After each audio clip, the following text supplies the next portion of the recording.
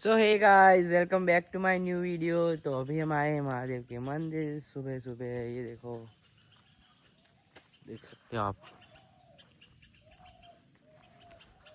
तो आज मैं थोड़ा लेट उठा।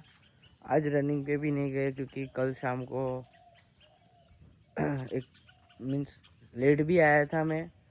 11 बजे, 11:30 बजे आया मैं। आई थिंक इतने ही बजे आया था।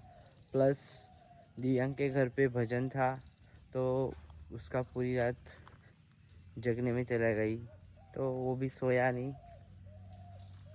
तो आज हम रनिंग पे तो नहीं गए, कल जाएंगे।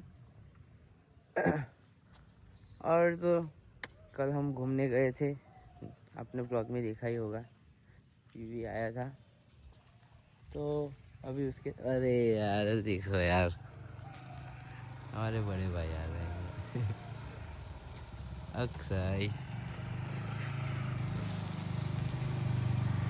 जस्ट मॉर्निंग, सुबह सुबह भगवान को मिलने।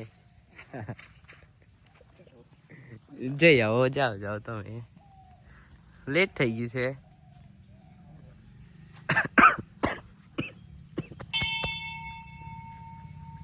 तो अभी मिलते हैं आपको घर पे जाके गाइस।